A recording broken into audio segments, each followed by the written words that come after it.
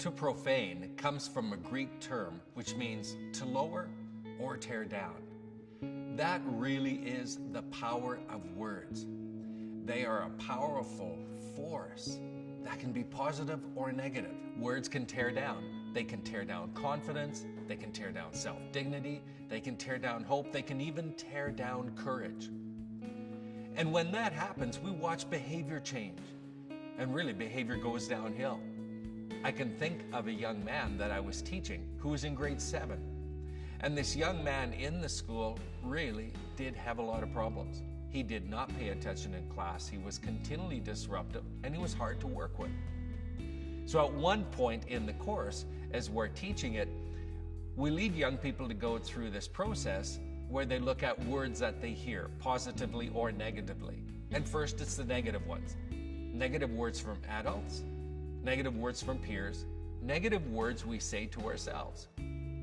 Well, as I was walking around the room, I observed that young boy's manual, and under negative words from adults, it was, "You're effing stupid, you're an effing idiot," and there was 7 or 8 things listed.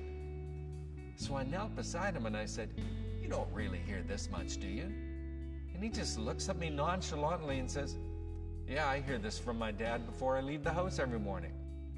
And in a moment, we knew why that young boy struggled the way he did.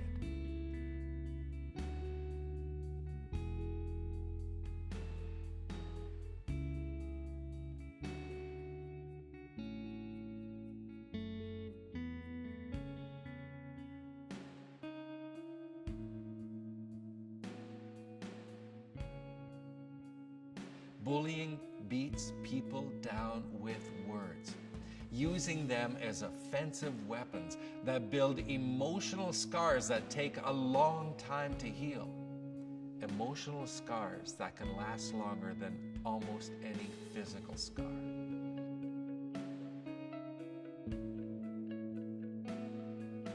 And you see, herein lies the problem.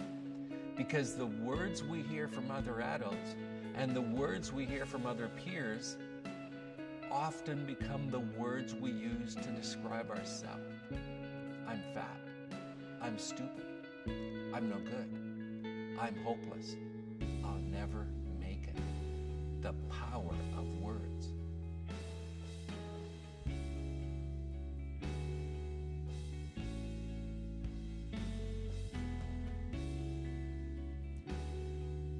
So our challenge is, we need to be thinking of the impact of our words. Let's think of words like labels. Every time we say a negative word to someone, it's like a label that sticks. And at first it may seem like there's only 1 or 2, but then there can be more and more. And after a period of time, it's like we're covered by these negative labels. Would we want to walk around like that?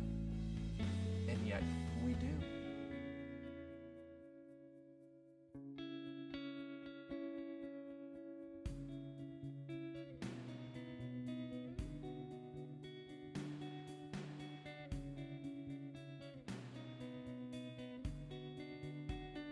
In fact, those words can begin to grow like walls around us so we can no longer see the gifts and abilities. A challenge when we're hearing those words is to not let those words describe us. Not let the negative thoughts of others describe us.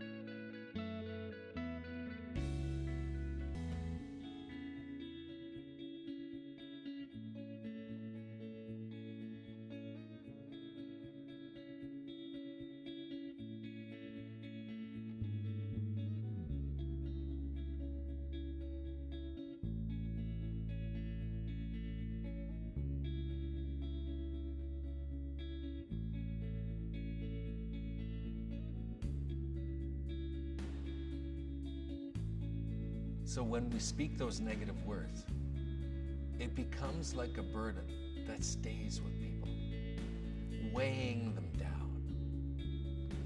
At times we need to make a choice not to let the negative words describe us, because they really are not who we are. Who we are the gifts and abilities inside that everyone is designed and created with. That's who we really are. So as we think of words and we think of how we speak to others, we need to realize the power of them and then be intentional. It takes at least 7 positive words to begin to negate one negative word. But that's what people builders do. People builders build.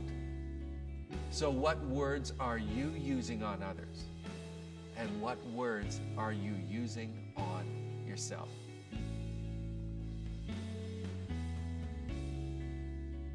You may be that one person who speaks into the life of a youth and be the only one that builds their gifts and abilities.